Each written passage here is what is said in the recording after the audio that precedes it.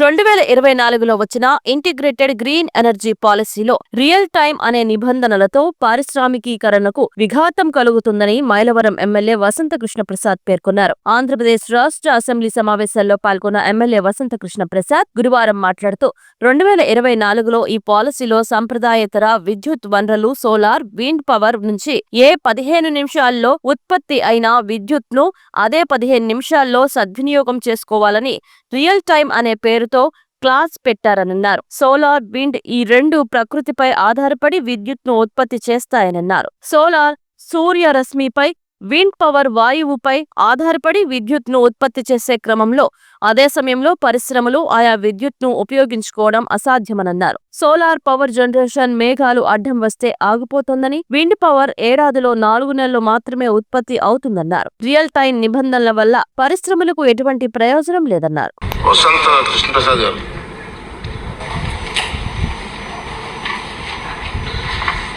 ధన్యవాదాలు అధ్యక్ష. Integrated clean energy policy 2024 ఏమైతే సబ్మిడియల్ రైస్లో నేను ఇప్పుడే మీ దగ్గర అవకాశం తీసుకోవడానికి మీరు అనుమతించినందుకు ధన్యవాదాలు అధ్యక్ష. ఈ సాంప్రదాయేతర ఇంధన వనరుల్లో సోలారు, అట్లాగే పవన విద్యుత్తు, విండ్ పవర్ ఇవన్నీ ప్రకృతిని అనుసరించి నడుస్తాయి అధ్యక్ష.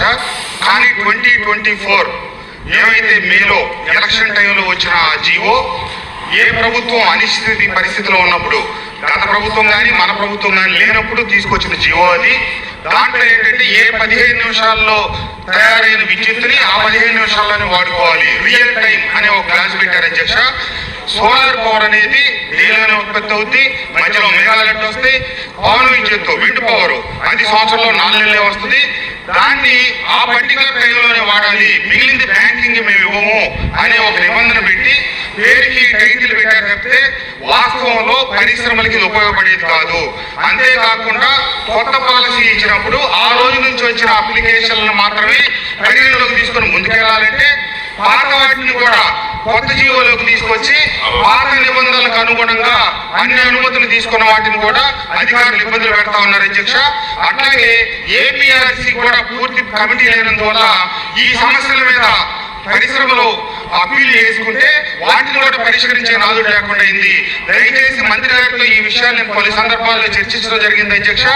ఈ 2024 ఏమైతే ఇంటిగ్రేటెడ్ క్లీన్ ఎనర్జీ పాలసీలో మన ఆరుమల్లి రాధాకృష్ణ గారు చెప్పినట్టు రియల్ టైం అనే పదం ఈ భవిష్యత్తులో మనం ఏమైతే పెద్ద ఎత్తున ఉత్పత్తి చేద్దాం అనుకున్నామో ఆ ప్రయత్నానికి పెద్ద విఘాతం కలుగుతా ఉంది. లైన్ లాసెస్, బ్యాంకింగ్ లాసెస్ రూపేణా 8% ప్రభుత్వం తీసుకుంటా ఉంది.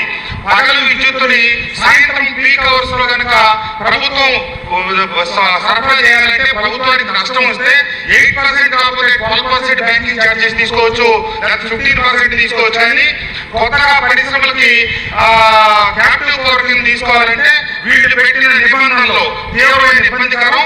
ఇది చంద్రబాబు నాయుడు గారు లాంటి ప్రభుత్వంలో, దారిద్ర్య ప్రభుత్వంలో ఆ నిబంధన పూర్తిగా ప్రభుత్వం దృష్టి పెట్టి సవరణ చేయాలని చెప్పి మీ ద్వారా ప్రభుత్వాన్ని మంత్రి గారు కోరుతాను అధ్యక్ష. ధన్యవాదాలు.